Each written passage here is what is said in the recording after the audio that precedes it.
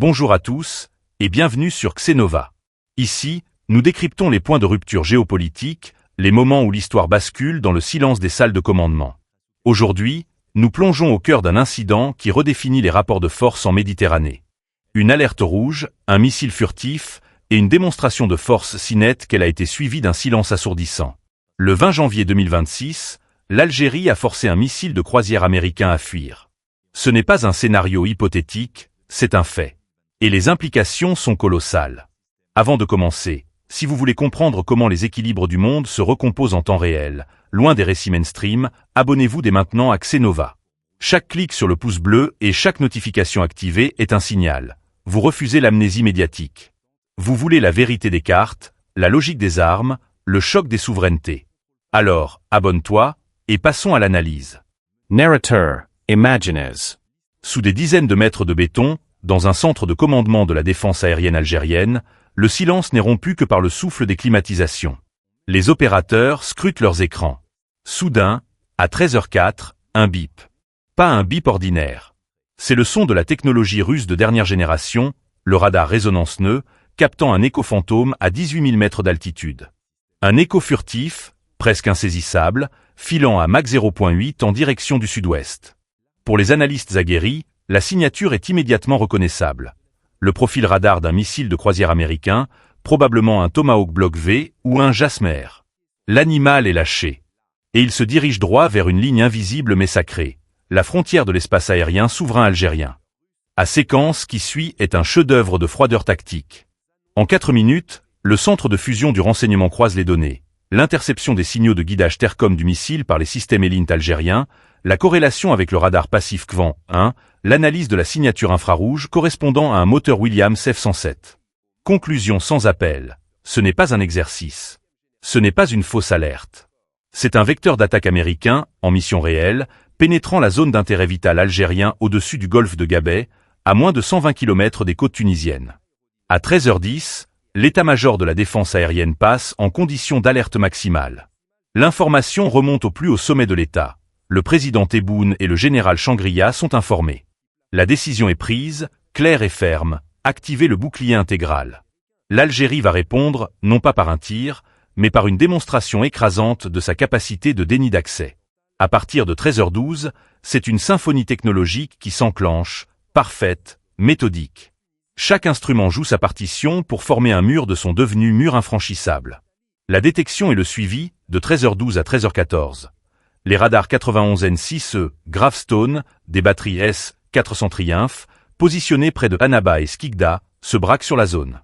Leur puissance de focalisation perce la furtivité de l'intrus. Le missile américain, qui naviguait dans l'illusion de l'invisibilité, se retrouve soudain illuminé, traqué, mesuré, analysé en temps réel. Sa trajectoire, sa vitesse, son point de pénétration prévu, tout est calculé. La dissuasion par l'engagement virtuel, de 13h16 à 13h18, c'est ici que la manœuvre algérienne devient brillante. Les batteries S-4 Sense passent en mode de guidage actif.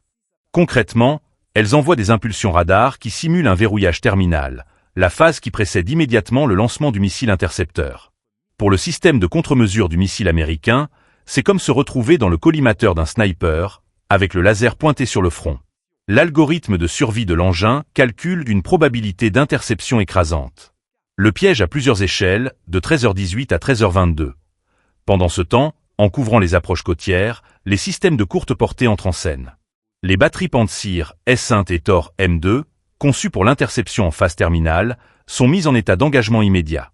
Les systèmes Buk M2, eux, sont repositionnés pour couvrir tout angle de déviation possible. Le message pour le centre de contrôle américain qui pilote le missile est sans équivoque. Même s'il esquive la première ligne, il se heurtera à une deuxième, puis une troisième. L'espace aérien algérien et ses abords sont transformés en as. La réaction du missile est l'aveu de son échec. À 13h22, il entame une manœuvre de diversion brutale. Virage sec à 90 degrés vers le nord-est, augmentation d'altitude, réduction de vitesse pour tenter de briser le verrouillage. Mais les radars algériens maintiennent l'étreinte. Les impulsions de guidage continuent. La pression psychologique et électronique est à son comble. À 13h28, le contact est perdu à plus de 220 km au nord-est des côtes algériennes. Les analyses post-événement suggèrent que le missile a soit été rappelé par son centre de contrôle, probablement situé en Sicile ou sur un navire en Méditerranée centrale, soit programmé pour l'autodestruction. Un engin de plusieurs millions de dollars, symbole de la projection de puissance américaine, a été neutralisé sans qu'un seul missile algérien ne soit physiquement tiré. La simple menace crédible de l'interception a suffi. C'est la quintessence de la dissuasion. Mais le volet le plus révélateur de cet incident se joue après. C'est le silence. Un silence de plomb du Pentagone et du département d'État américain.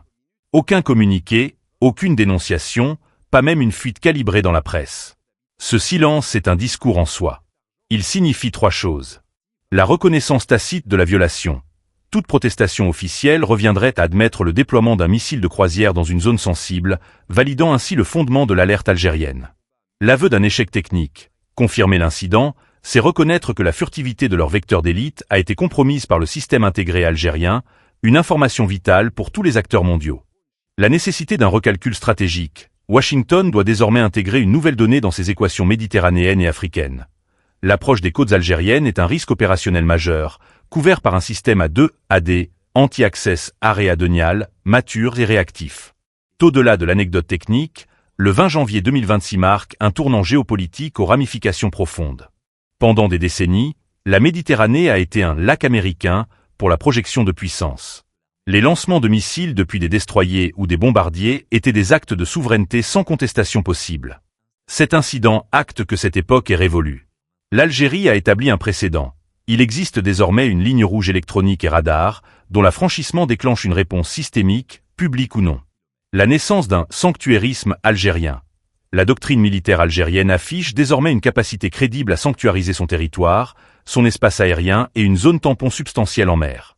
Cela protège directement les infrastructures critiques, les champs gaziers offshore, les bases navales de Mer el-Kébir, les centres industriels. Pour les partenaires économiques de l'Algérie, c'est un signal de stabilité. Pour ses adversaires, c'est un avertissement. Cet événement renforce considérablement le poids de l'Algérie au Maghreb et au Sahel.